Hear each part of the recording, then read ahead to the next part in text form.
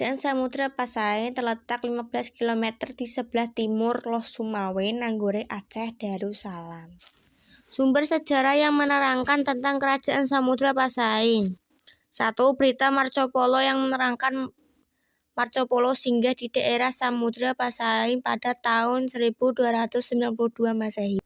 2. Berita Tome Pires yang menyebutkan bahwa pada tahun 1512 sampai 1555 Masehi pernah berkunjung ke daerah pesisir utara dan timur daerah Sumatera. 3. Berita Ibnu Battuta, seorang musafir dari Maroko yang singgah di Samudra Pasai.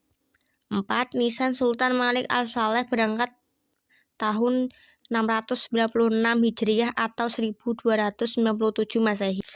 5. Hikayat Raja-Raja Pasai karangan Hamzah Fansuri dari abad ke-15.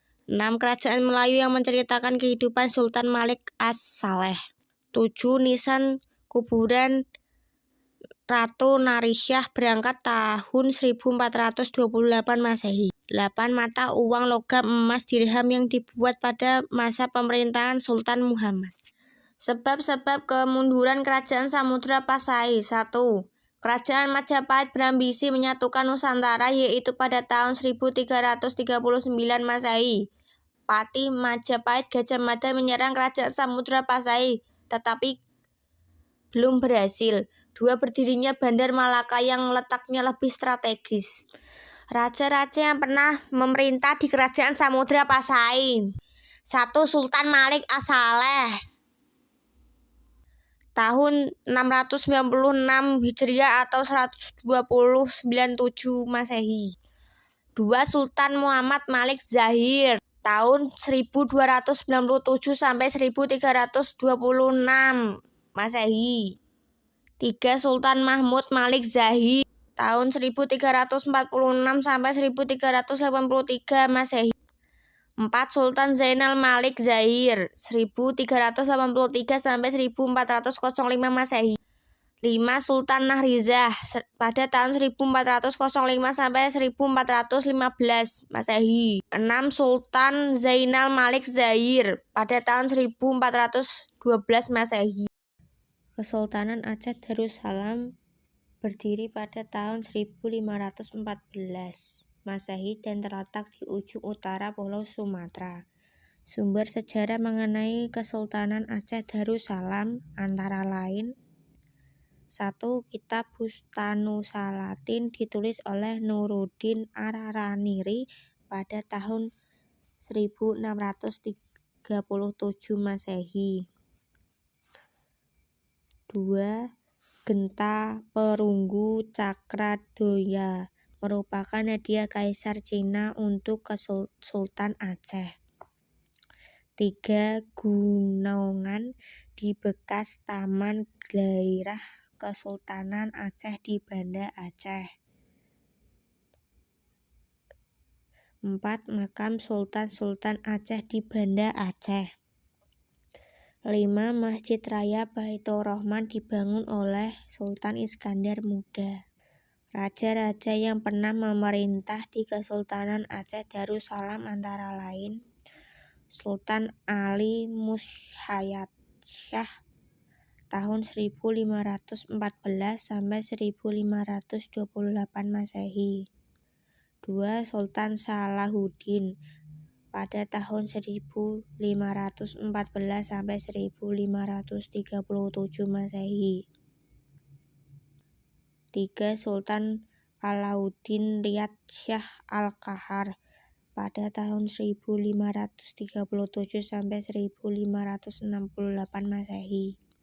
Sultan Iskandar Muda pada tahun 1607 sampai 1638 Masehi. Sultan Iskandar Taning pada tahun 1636 sampai 1641 Masehi. Tindakan Sultan Iskandar Muda untuk memperkuat kedudukan Kesultanan Aceh. 1. Merebut sejumlah pelabuhan penting di pesisir barat dan timur Sumatera, serta pesisir barat semenanjung Malaka. 2. Menyerang kedudukan Portugis di Malaka dan kapal-kapalnya yang melalui Selat Malaka. Aceh sempat menang perang melawan armada Portugis di sekitar Pulau Bintang pada tahun 1641.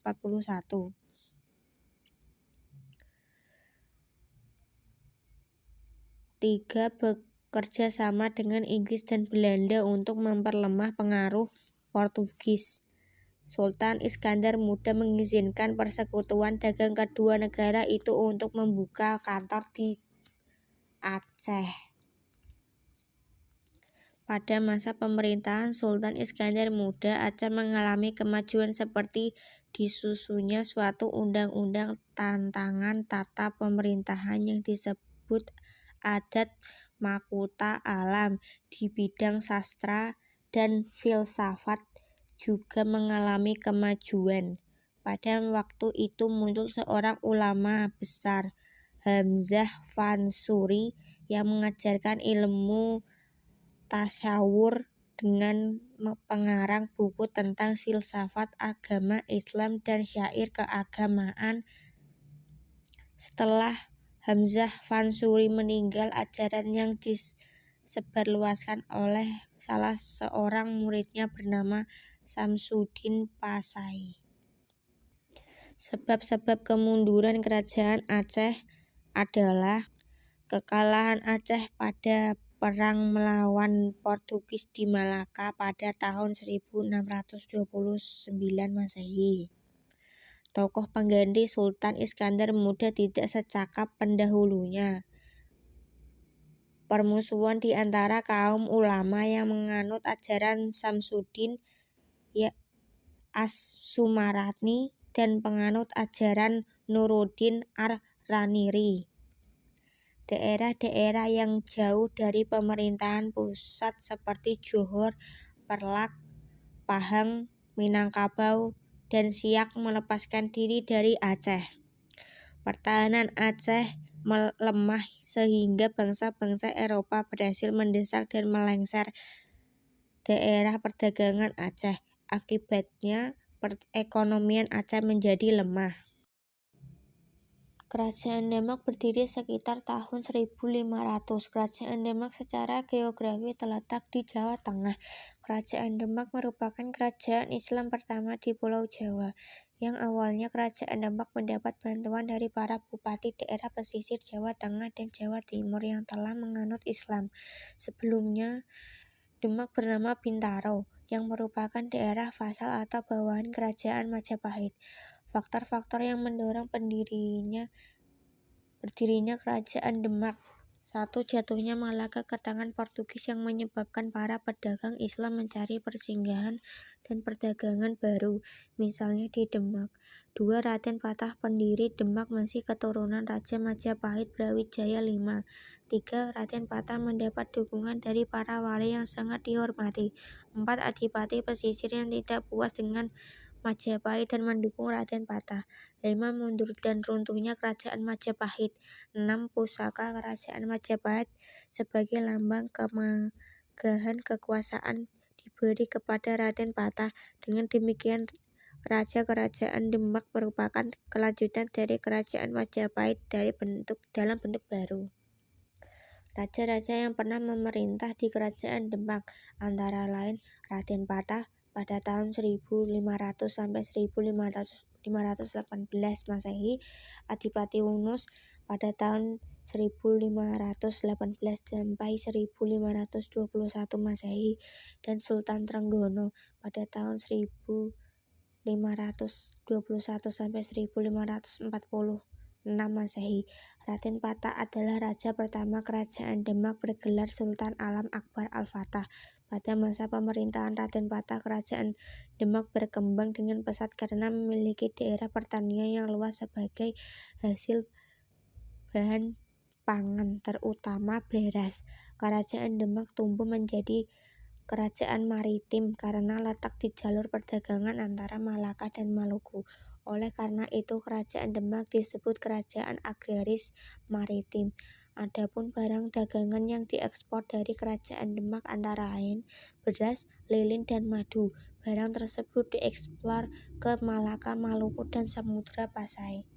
Wilayah kekuasaan kerajaan Demak pada masa pemerintahan Raden Patah cukup luas, meliputi Jepara, Tuban, Sedayu, Palembang, Jambi, dan beberapa daerah di Kalimantan. Kemajuan Kerajaan Demak dipengaruhi oleh jatuhnya Malaka ke tangan Portugis. Oleh karena Malaka sudah dikuasai oleh Portugis, para pedagang yang tidak simpatik dengan Portugis di Malaka beralih ke pelabuhan-pelabuhan di Kerajaan Demak. Selanjutnya, pelabuhan-pelabuhan tersebut berkembang menjadi pelabuhan transit. Selain sebagai pusat perdagangan, Kerajaan Demak tumbuh menjadi pusat penyebaran agama Islam. Peninggalan budaya Kerajaan Demak. Salah satunya peninggalan budaya Kerajaan Demak adalah Masjid Agung Demak yang terkenal dengan salah satu tiangnya yang terbuat dari pecahan kayu tatal. Oleh karena tersebut dari pecahan kayu, tiang tersebut diberi nama Soko Tatal. Pembangunan Masjid Agung dipimpin oleh Sunan Kalijogo.